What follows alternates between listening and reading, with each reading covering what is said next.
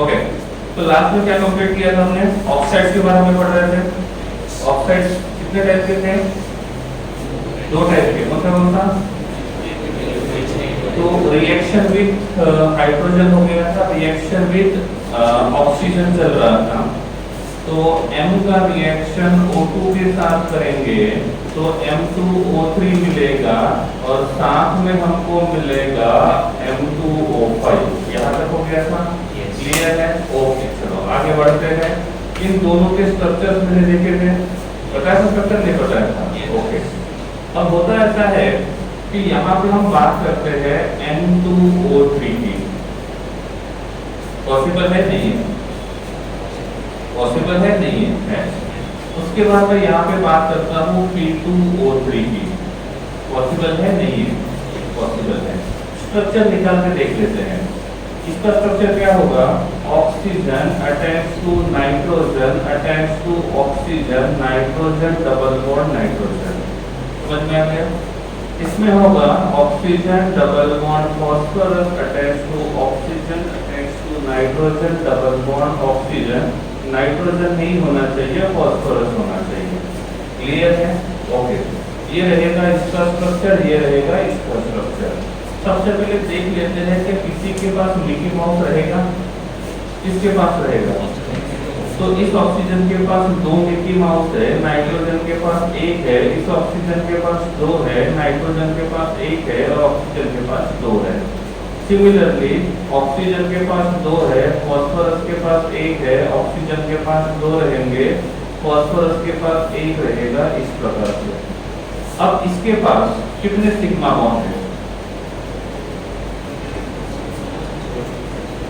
Total sigma bonds कितने हैं? 1 2 3 4. So number of sigma bonds are 4 and number of pi bonds will be 2. Same here, number of sigma bonds will be 4 and number of pi bonds will be 2. Okay, the question is that यहाँ पे जो pi bond बना है वो कौन सा pi bond होगा? p5 p5 या p5 d5? ये ग्राउंड स्टेट में है, इसका मतलब ये p ऑर्बिटल यूज करेगा और ऑक्सीजन तो वैसे ही p ऑर्बिटल भी यूज करता है, तो दोनों के पास p ऑर्बिटल रहेगा। तो यहाँ पे जो बॉन्ड रहेगा वो रहेगा p5 p5। कौन सा रहेगा? p5 p5। हम इसकी बात करें तो यहाँ पे भी क्या रहेगा? p5 p5। क्या रहेगा? p5 p5। तो दोनों के पास p5 p5 बॉन्ड है। इसमें देखेंगे तो क्या होगा? यहाँ पे भी रहेगा p5 p5 और यहाँ पे भी रहेगा p5 p5। ठीक है, ये जो पाई बॉन्ड बना है वो साइड बाय साइड ओवरलैप से बना है या एक्सियल ओवरलैप से? दोनों नए वर्ड से कभी सुने नहीं होंगे, बताना तो पड़ेगा एक बार। ओके, तो ओवरलैप जो है ना वो दो तरीके का होता है। ओवरलैप की स्पेलिंग मत देखो, कंसेप्ट देखो, पांडु, हाँ, अनुमान कंपनी। तो एक होता है एक्सियल ओवरलैप और दूसरा होता है साइड बाय साइड ओवरलैप, जिसको दूसरे नाम से बोलते हैं लैटरल ओवरलैप। ठीक है, ये दो ऑर्बिटल है, इन्होंने ऐसा ओवरलैप किया तो इसको बोलेंगे एक्सियल, और ऐसा ओवरलैप करेंगे तो इसको बोलेंगे साइड बाय साइड। इसका दूसरा नाम आता है लैटरल ओवरलैप। ठीक है, यहाँ तक आगे बढ़ते हैं। एक्सियल ओवरलैप हमेशा सिग्मा बॉन्ड बनाएगा और साइड बाय साइड ओवरलैप हमेशा पाई बॉन्ड बनाएगा। ये तो पता चल गया कौन सिग्मा बॉन्ड बनाएगा, कौन पाई बॉन्ड बनाएगा। ठीक है, अब देखो एटम ए और एटम बी, यहाँ पे एटम सी और एटम डी। ठीक है, एक और बात, पाई बॉन्ड जो है वो अनहाइब्रिड ऑर्बिटल की वजह से बनता है और सिग्मा बॉन्ड हाइब्रिड ऑर्बिटल की वजह से बनता है। ठीक है, ओके ना, यहाँ पे जो एक p ऑर्बिटल है और इसके पास p ऑर्बिटल है, ये दोनों का जो ओवरलैप होगा ये कौन सा होगा? Side by side. कौन सा बॉन्ड बनाएगा? अब ये भी p है और ये भी p है, तो कौन सा होगा? p5 p5। ओके, इस C के पास यहाँ पे एक ऑर्बिटल है और D के पास ऑर्बिटल है, ये कौन सा ऑर्बिटल है? अरे डंबल शेप है, डबल डंबल है? अरे ये डंबल शेप है, डबल डंबल? ये होता है स्फेरिकल S, ये होता है डम्बल शेप वाला P, और ये होता है डबल डम्बल शेप वाला T। अब क्लियर है? पूरा व्हाइट वॉश हो गया। ठीक है, तो यहाँ पे जो ऑर्बिटल है वो कौन सा ऑर्बिटल है? S orbital, P orbital, D orbital, P orbital. ठीक है, अब ये P ऑर्बिटल इस P के साथ ओवरलैप करेगा, axial overlap, side by side overlap. और जब साइड बाय साइड ओवरलैप करेगा तो कौन सा बॉन्ड बनेगा? और जब पाई बॉन्ड बनेगा तो उस पाई बॉन्ड को क्या बोलेंगे? तो यहाँ पे जो बॉन्ड बनेगा तो वो रहेगा P पाई, तो A और B के बीच में पाई बॉन्ड बन गया, C और D के बीच में पाई बॉन्ड बन गया। सही है, यहाँ पे कौन सा पाई बॉन्ड बना? यहाँ पे कौन सा पाई बॉन्ड? दोनों में से कौन सा मॉलिक्यूल पाई बॉन्ड इजीली बनाएगा? तो बनाएंगे वो दोनों। आई एम आस्किंग यू, इनमें से कौन easily side by side overlap करेगा? सी।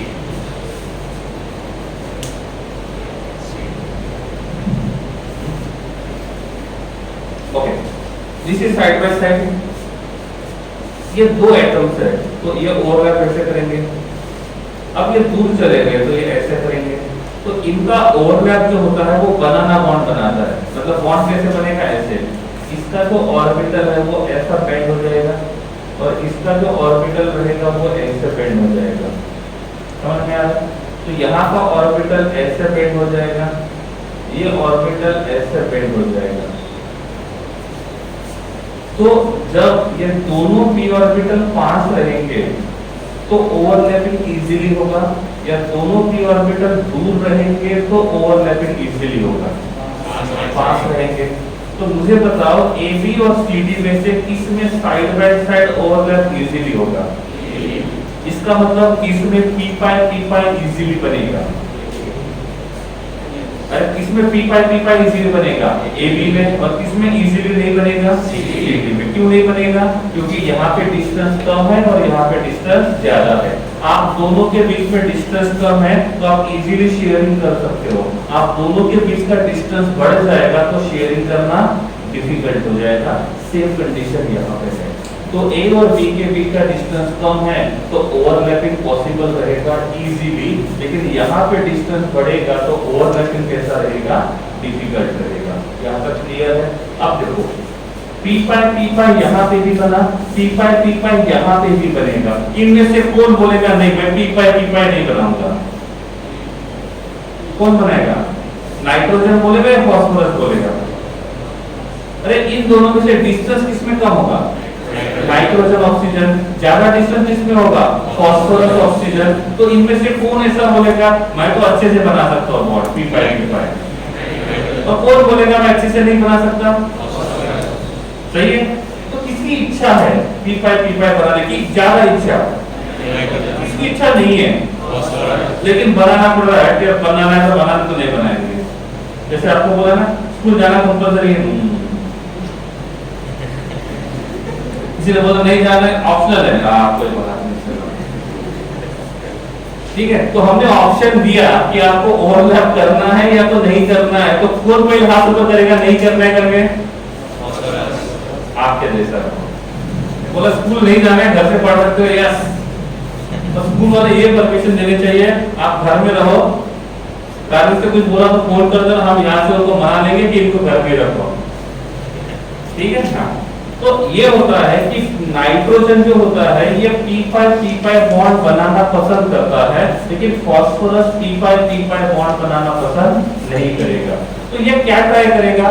कम से कम P पाई बॉन्ड बनाए या ज्यादा से ज्यादा P पाई बॉन्ड बनाए? और अब इसमें कितने P पाई है? हमने इसको बोला तुम्हारा ऐसा स्ट्रक्चर ड्रॉ करके देंगे जिसमें एक ही P पाई रहेगा, तो ये तैयार होगा नहीं होगा? होगा नहीं होगा? हमने बोला हम ऐसा स्ट्रक्चर बनाएंगे जिसमें आपके पास P पाई होगा ही नहीं, बोलेगा बहुत बढ़िया आप तो भगवान हो गए, ऐसा ये बोलेगा। सही नहीं है। तो ये फास्फोरस जो रहेगा ये P पाई बॉन्ड बनाना पसंद नहीं करेगा, इसकी इच्छा है नहीं है। अनविलिंग, विल मतलब इच्छा, अनविलिंग। तो फास्फोरस का P पाई बॉन्ड बनाने का बिल्कुल मूड नहीं है, ऑप्शन नहीं है, इसलिए वो बना रहा है। अब ये तो हुई इन दोनों की बात। तीसरा एलिमेंट कौन सा आता है नाइट्रोजन फैमिली में? तो यहाँ पे रहेगा AS2O3।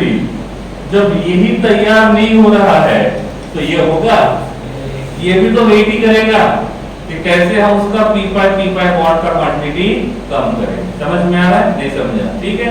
तो यहाँ पे जो ये P2O3 है, P2O3 लिखता हो गया आपको, इसको क्या बोलेंगे? ये रीड करके मत बताना P2O3/2 करके, वो मुझे भी आता है। टू मॉलिक्यूल्स ऑफ P2, और जब एक मॉलिक्यूल को मोनोमर बोलते हैं, 3 मॉलिक्यूल को ट्राइमर बोलते हैं, 5 मॉलिक्यूल को पेंटामर बोलते हैं, बहुत सारे मॉलिक्यूल को पॉलीमर बोलते हैं, तो 2 मॉलिक्यूल को क्या बोलेंगे?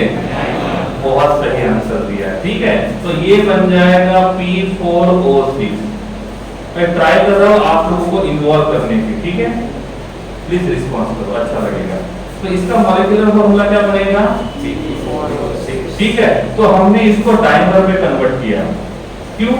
क्योंकि ये बोला था मेरी बिल्कुल इच्छा नहीं है p5 और वैसे भी मुझे 2 p5 बनाने पड़ रहे। कोशिश करो एक ही बनाना पड़े, और ना बनाना पड़े तो बहुत बढ़िया हो जाएगा। हमने बोला कोई बात नहीं, आपको हेल्प कर देते हैं हम लोग। उसको बोला कोई बात नहीं, आप डाइमर बन के देखो। तो बोले बाजू वाले को जरा तू भी अनस्टेबल, तेरी इच्छा नहीं है मेरी इच्छा नहीं है, चलो दोनों मिलकर कुछ नया ट्राई करते हैं। बन गया, तो बन गया स्टार्टअप जैसे। ठीक है, तो ये बन गया P2O6। ठीक है, ध्यान रखना है फास्फोरस का ऑक्सीडेशन नंबर +3 है, इसको भूलना नहीं है, ये हमेशा होना ही चाहिए जो भी मॉलिक्यूल बनाओगे। इसका स्ट्रक्चर बना के देखते हैं। Phosphorus attach to oxygen, attach to phosphorus, attach to oxygen, attach to phosphorus, attach to oxygen, attach to phosphorus, attach to oxygen. बन गया? कुछ बाकी है? क्या बाकी है? तो ऑक्सीजन है, वो तो पहले ढूंढोगे। अब बोलो ना फिर, ये बॉन्ड नहीं है, 3D को 2D में ड्रॉ करेंगे, क्रॉस तो होगा। ठीक है, हाँ। अब कुछ बाकी है? अरे फास्फोरस कितने यूज किए थे? 4। ऑक्सीजन कितने यूज किए? काउंट करो। है ओके। इसके पास मिकी माउस का कान रहेगा, इसके पास कितने रहेंगे? 2। इसके पास 1, इसके पास 2। अब बाकी आप निकालते बैठो, मैं नहीं निकालूंगा। ठीक है, मेरी भी इच्छा नहीं है। ओके, ये बन गया। इसके पास पाई बॉन्ड है, अरे इसके पास पाई बॉन्ड है, और इसका मतलब इसको p5 बनाना पड़ेगा। p5 बनाने की जरूरत नहीं है। इसका मतलब ये मोनोमर में रहना पसंद करेगा या डाइमर में? क्यों डाइमर में जाएगा? क्योंकि डाइमर में p5 बनाने की जरूरत नहीं है। इसके एक मॉलिक्यूल में 2 p5 है, तो 2 मॉलिक्यूल में 4 p5 होने चाहिए। यहाँ पे तो एक भी नहीं है। इसके लिए अच्छी बात है, बुरी बात है? तो ये क्या करेगा? डाइमर बनाएगा नहीं बनाएगा? क्यों बनाएगा? समझ में आ गया? ठीक है, ये बनाएगा। क्यों? ये तो बोलेगा मुझे कोई प्रॉब्लम नहीं है, मुझे कोई प्रॉब्लम नहीं है, क्योंकि वैसे भी मेरा साइज तो छोटा ही है, पर ये तो मेरे घर का ही है। ये भी सेकंड पीरियड में आता है, मैं भी सेकंड पीरियड में आता हूँ। समझ में आ गया? मैं समझा? ये तो हुई बात N2O3 और P2O3 की। तो P2O3 जो है ये मोनोमर फॉर्म में प्रेजेंट रहेगा, तो स्टेबिलिटी कम रहेगा, और स्टेबिलिटी ज्यादा किसमें रहेगा? समझ में आ गया है? ओके। टेक्स्ट बुक के किसी पोर्शन के लिए मेरे लेक्चर में टाइम ज्यादा भी लग सकता है, या कोई पोर्शन खत्म करने के लिए टाइम कम भी लग सकता है। मैटर कम दिया है, इसका मतलब ये नहीं कि वो कम ही होगा। एक्सप्लेन करने के लिए टाइम ज्यादा भी लग सकता है, और टेक्स्ट बुक में कोई टॉपिक बढ़ा दिया होगा वो 5 मिनट में भी खत्म हो सकता है। तो इस बात के लिए मेंटली प्रिपेयर्ड रहना। ये हो गया? ओके। अब बात करते हैं M2O5 की। बात करते हैं M2O5 की। P2O5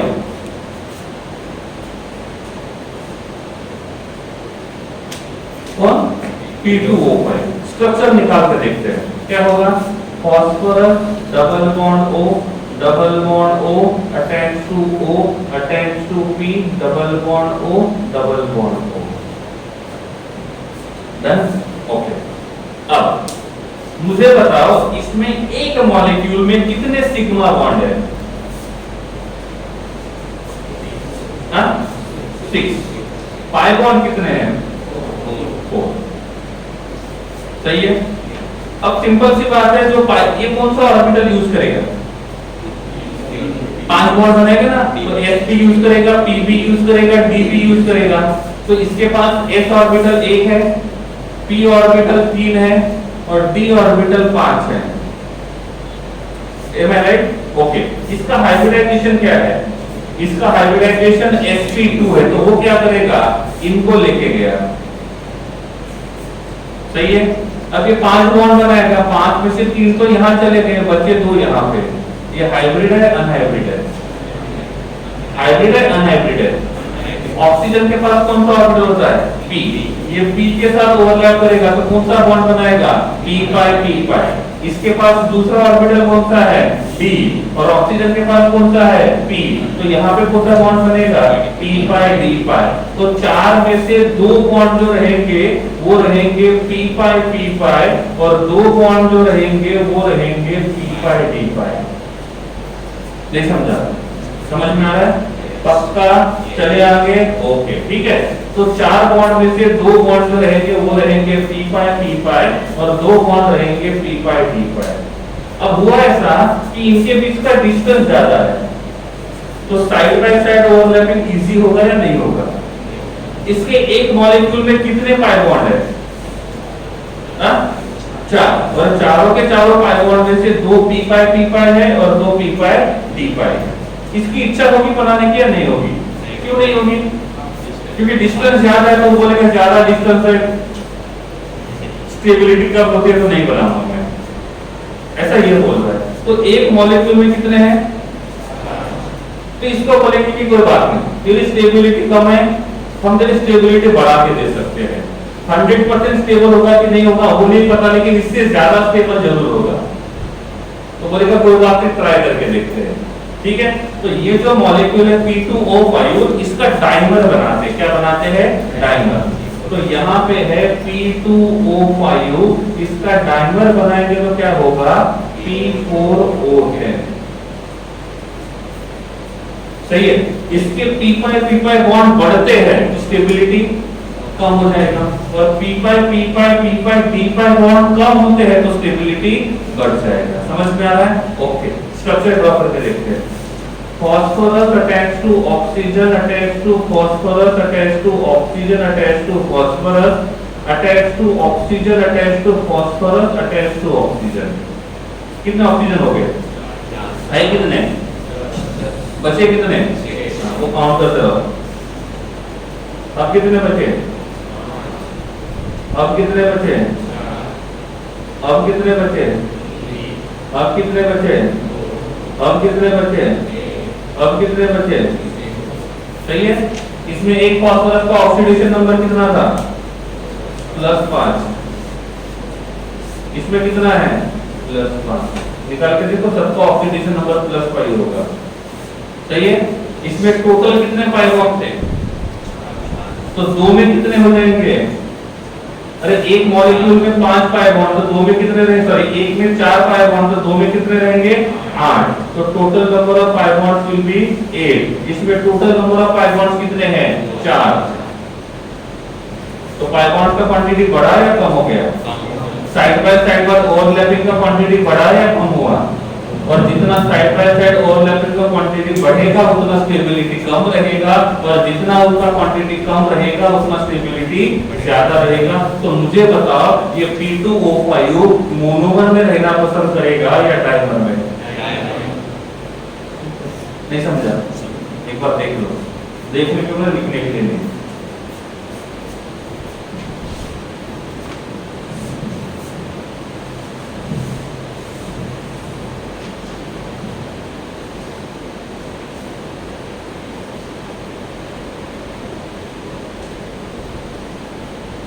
दो मिनट की एक ही लाइन थी जो मुझे बोलना था।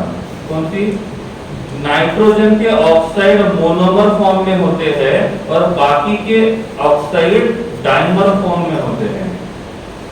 2 मिनट का काम था, इतना टाइम लग गया, लेकिन ये रीजन के साथ है। कभी किसी फर्स्ट सेकंड थर्ड का किसी स्टूडेंट ने पूछ लिया कैसे होता है तो आप बोल सकते हो।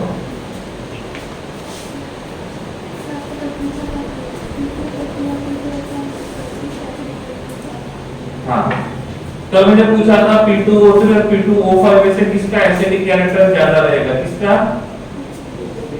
हाँ, P2O5 का एसिडिक कैरेक्टर ज्यादा रहेगा। किसी एक का आंसर आया था, किसका था?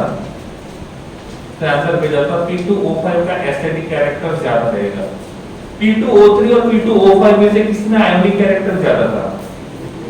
हाँ, P2O3 में, मतलब उसमें मेटल ऑक्साइड जैसे रहेगा वो।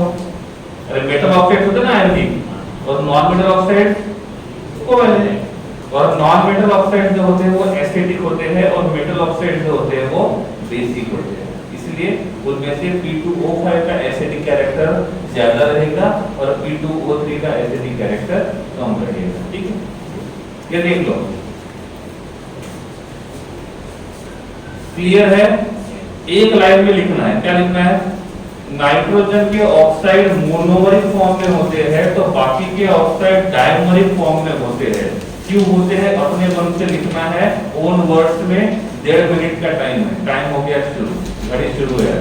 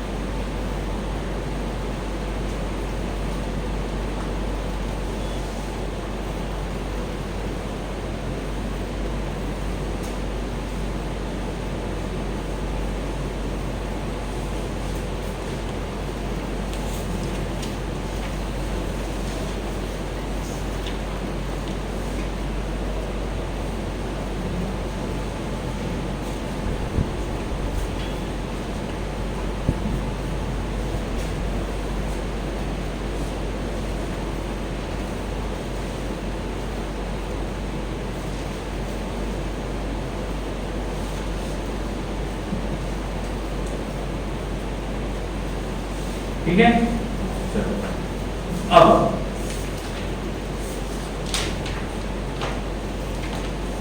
ऑक्साइड्स किसके किसके हैं? किसके किसके हैं? नाइट्रोजन के ऑक्साइड, फास्फोरस के ऑक्साइड, आर्सेनिक के ऑक्साइड, फिर एंटीमनी के ऑक्साइड और फिर बिस्मथ के ऑक्साइड। यहाँ पे भी प्रॉब्लम आता है, ये पूछा जाता है कौन से एसिडिक रहेंगे कौन से बेसिक रहेंगे। इन दोनों के जो ऑक्साइड्स होते हैं वो एसिडिक रहेंगे। क्यों? क्योंकि इनमें नॉन मेटालिक कैरेक्टर ज्यादा है।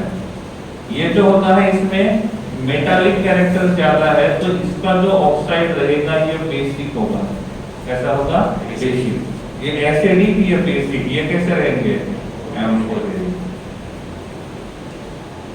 ठीक है।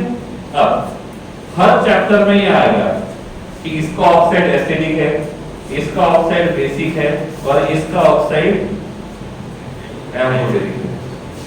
तो याद हर चैप्टर में रखना पड़ेगा। सही है। दो ऑप्शन है हर चैप्टर में, याद रखो। या तो एक ट्रिक है जो 95% टाइम 95% उसका क्या बोलते हैं सक्सेस रेट है, वो याद रखो। कौन सा सही है? 95% वाला। एक्स्ट्रा पैसे लगते हैं उसके। ठीक है। गूगल पे का नंबर दे दूंगा मैं, 5-5 हजार। ठीक है। चलो ठीक है, वो बता देता हूं मैं। ठीक है कि कौन सा ऑक्साइड एसिडिक रहेगा, कौन सा ऑक्साइड बेसिक रहेगा, कौन सा ऑक्साइड एम्फोटेरिक रहेगा, कौन सा न्यूट्रल रहेगा। न्यूट्रल वाले भी होते हैं, मतलब ये झंझट जो रहेगी वो दूर ही हो जाएगी। एसिडिक कौन है, बेसिक कौन है, न्यूट्रल कौन है, एम्फोटेरिक कौन है, हर चैप्टर में यही बोलते जाएंगे लोग।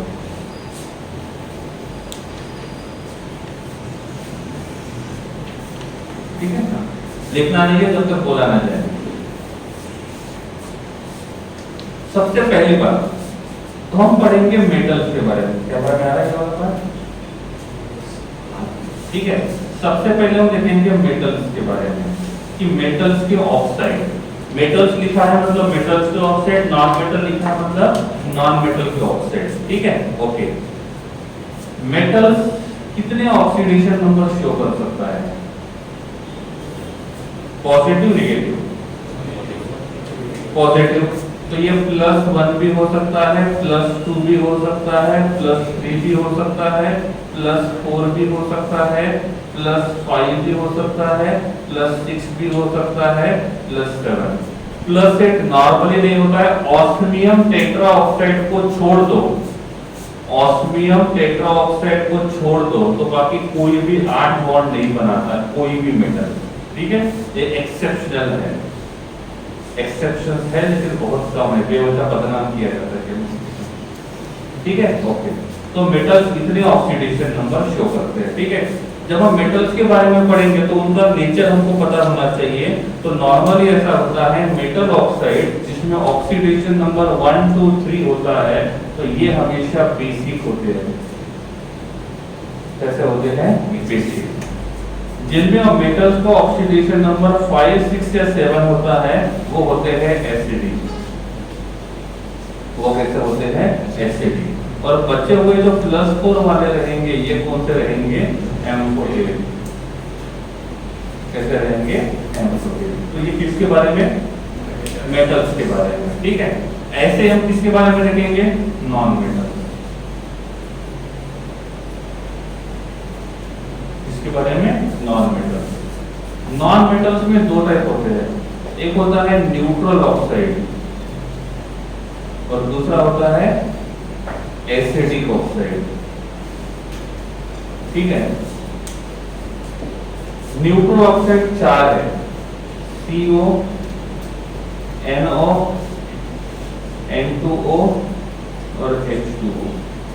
ठीक है। ये कौन है? कौन है जिसकी आपको सख्त जरूरत है हा करने के लिए? कौन सा गैस? Laughing gas. ठीक है ना। ओके। तो ये है लाफिंग गैस। तो ये है न्यूट्रल। तो नॉन मेटल के इतने ऑक्साइड न्यूट्रल है, रिमेनिंग ऑल जो रहेंगे वो एसिडिक रहेंगे। तो जब भी नॉन मेटल के ऑक्साइड दिखे तो आप बंद करके बोल देना क्या, लेकिन वो बंद करने के पहले देखना इनमें से कोई तो नहीं है। सही है? समझ में आ गया? तो ये किसके लिए है और ये नॉन मेटल। एक बात आपको सिर्फ ये याद रखना है कौन से एम्फोटेरिक है, कौन से एम्फोटेरिक। ये तो बहुत सिंपल है, इसमें याद रखने लायक कुछ नहीं है, जो भी याद रखना है वो इसमें। ठीक है।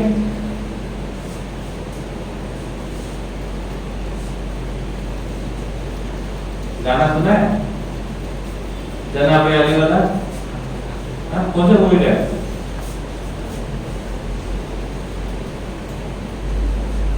जनाबे अली गाए, अब ये गा रहा है कोई तो सुनना चाहिए ना। जनाबे अली गाए सुना करे, सुना करे वो सभी आसमां के प्रभु, प्रभु मतलब भगवान हो गया। क्या है? जनाबे अली गाए सुना करे सभी आसमां के प्रभु। कितने प्रभु? कितने कितने भगवान है? 3533 प्रभु। इतने सुनेंगे, बाकी नहीं सुनेंगे, उनकी इच्छा नहीं है। ठीक है।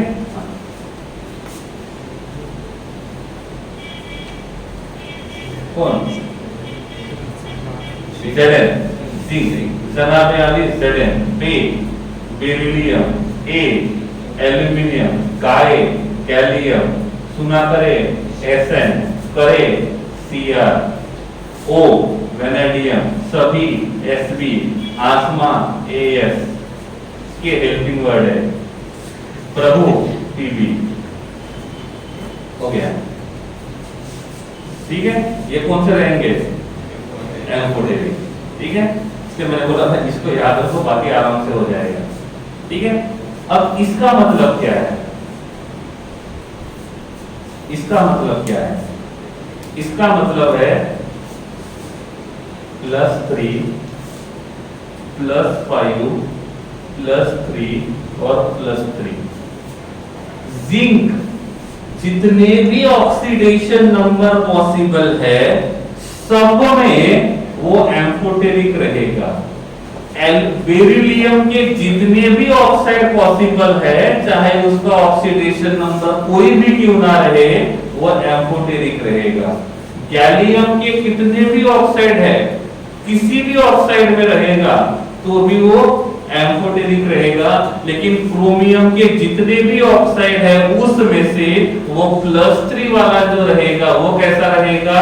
एम्फोटेरिक रहेगा, बाकी नहीं रहेगा। वैसे इसके लिए वेनेडियम +5 वाला जो रहेगा वो कैसा रहेगा?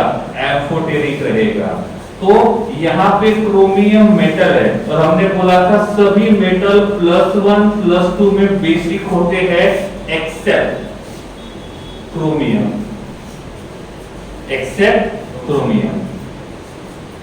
सभी मेटल्स +5 +6 +7 में कैसे होते हैं?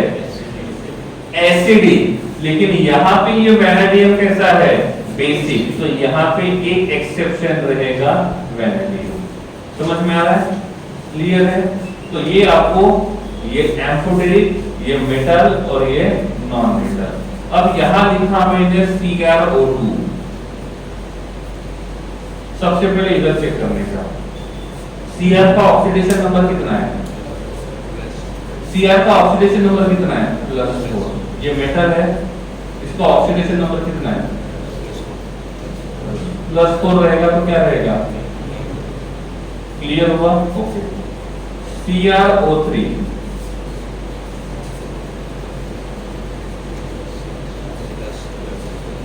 नहीं लग रहा है काम का? हाँ? ये काम का नहीं लग रहा है? हाँ? अरे जबरदस्ती वाला आने पहले तो नहीं बोला तूने। जब बहुत सारे ऑक्साइड बन जाएंगे तो समझ में आएगा कि इसको याद कैसा रखे। ठीक है। तो ये एम्फोटेरिक वाले हैं। ठीक है। अब CrO3, Cr का ऑक्सीडेशन नंबर कितना है? +6। मेटल +6 में क्या होता है? एक बार चेक कर लो, इधर है क्या +6 वाला? क्रोमियम है, लेकिन कौन सा है? +6 वाला नहीं है ना, इसका मतलब 100% ये क्या रहेगा? एसिडिक। ठीक है। मैंने यहाँ पे लिख दिया Fe2O3। मेटल कोई भी S block, P block, D block कोई भी रहे, ये एक हमारे के लिए है, सबके लिए खुला है मंदिर ये हमारा। हाँ बोलो कैसे समझा? Fe का ऑक्सीडेशन नंबर कितना है? +3। मेटल है, ऑक्सीडेशन नंबर कितना है? +3। क्या होना चाहिए? एक बार इधर नजर डाल दो। Fe है ही नहीं, बहुत अच्छी बात है। यहाँ लिखा मैंने MgO। Mg ऑक्सीडेशन नंबर कितना है? +2 है मतलब मेटल है और मेटल का ऑक्सीडेशन नंबर +2 रहेगा तो कैसा रहेगा? बेसिक है क्या इसमें? नहीं है। ओके, टिक कर लेना कौन सा? बेसिक। नहीं समझा? ओके, V2O5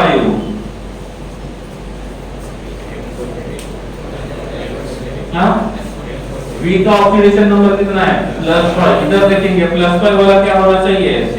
एक्सेप्शन कौन है? वैनेडियम। इसका मतलब ये क्या रहेगा? एम्फोटेरिक। ओके, V2O4 हाँ, वैनेडियम का ऑक्सीडेशन नंबर कितना है? +4। वैनेडियम क्या है? मेटल। मेटल +4 में क्या होता है? एम्फोटेरिक। हो गया क्लियर। V2O3 वैनेडियम का ऑक्सीडेशन नंबर कितना है? +3। +3 वाला मेटल किसमें होता है? बेसिक में। इसमें वैनेडियम है लेकिन +3 वाला है +5 वाला है। इसका मतलब ये वाला क्या रहेगा? बेसिक। क्या रहेगा? बेसिक। समझ में आ रहा है? नहीं आ रहा है? सपोज यहाँ पे लिखा मैंने, दूसरा बता दो, स्कैंडियम, टिटेनियम, वैनेडियम, टिटेनियम लेते हैं TiO2 वाला मेटल है। टिटेनियम नॉन मेटल है। अरे डी ब्लॉक में आता है, डी ब्लॉक में सभी के सभी मेटल होते हैं, तो टिटेनियम क्या है? मेटल। मेटल ऑक्साइड, मेटल का ऑक्सीडेशन नंबर कितना है? +4। मेटल का ऑक्सीडेशन नंबर +4। मेटल +4 में क्या होता है? एम्फोटेरिक। तो TiO2 क्या रहेगा? एम्फोटेरिक। हो गया। छोटे बच्चों वाला क्वेश्चन, TiO क्या रहेगा? कहां से ढूंढा? यही से ढूंढा ना? अभी तो बोल रहा था काम का नहीं है करके अनुमान।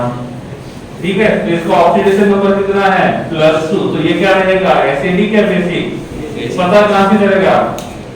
ये से चलेगा ना? हाँ, तो 5-5 नंबर भेजता बाद में मैं। N2O5 N क्या है? अरे ऑक्सीजन को छोड़ो, ऑक्साइड में ऑक्सीजन तो रहेगा ही रहेगा। दूसरे को पकड़ो, कौन है? अरे कौन है दूसरा? नाइट्रोजन। मेटल है non metal? Non metal oxides क्या होते हैं? इसको छोड़ दो तो इसको छोड़ दो, CO, NO, N2O और H2O को छोड़ दो तो ठीक है। ओके, तो ये क्या रहेगा? एसिडिक है बेसिक? हो गया, सिंपल, काम खत्म। ओके, P2O5 क्या रहेगा? नॉन मेटल है ना फास्फोरस, तो क्या रहेगा? एसिडिक रहेगा पक्का। ओके, NO2 पक्का। ओके, NO3 अरे है नहीं, बाद में देखेंगे, पहले तो बताओ एसिडिक है बेसिक है? एसिडिक है बेसिक है? पक्का। ओके, यहां लिख दिया OCl2। अरे क्लोरीन क्या है? मेटल नॉन मेटल, और नॉन मेटल ऑक्साइड्स क्या होते हैं? एसिडिक। और क्या चाहिए इसमें? ये तो फाइट करने है ना, एसिडिक की बेस है, दूसरा थोड़ी फाइट करने के लिए बोला है मैंने। समझ में आ रहा है? नहीं आ रहा है? ओके, मैंने बोला यहाँ पे AS2O3 AS का ऑक्सीडेशन नंबर कितना है? +3। AS का ऑक्सीडेशन नंबर कितना है? +3। +3 में क्या रहेगा? Acidic, basic, amphoteric. हो गया, काम खत्म। ठीक है, इस प्रकार से हम ये ढूंढ सकते हैं कि वो एसिडिक रहेगा, बेसिक रहेगा कि न्यूट्रल रहेगा। समझ में आ रहा है? अब पहले यहाँ पे लिखा Bi2O3। बिस्मथ जो है इसका ऑक्सीडेशन नंबर +3 है। बिस्मथ का ऑक्सीडेशन नंबर +3 है, बिस्मथ सबसे नीचे है, और नीचे वाले में कौन सा कैरेक्टर ज्यादा होता है? मेटालिक। तो हम किस पे करेंगे?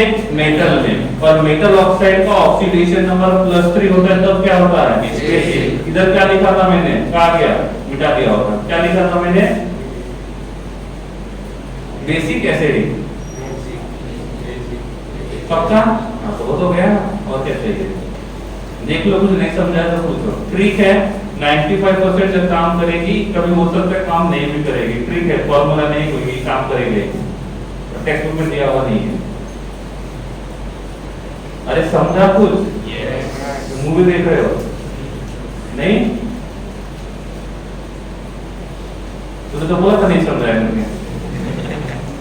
देख लो एक बार।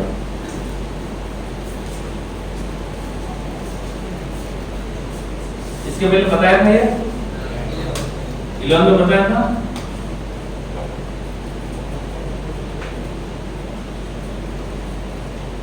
ठीक है, लिखो जल्दी।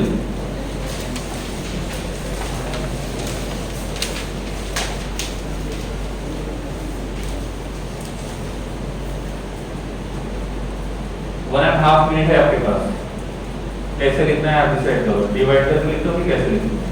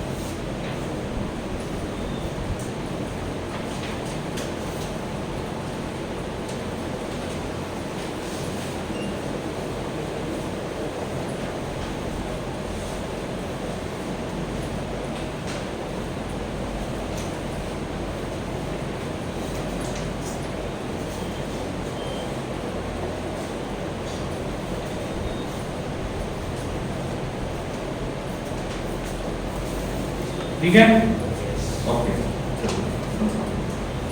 टेक्स्ट बुक निकालो।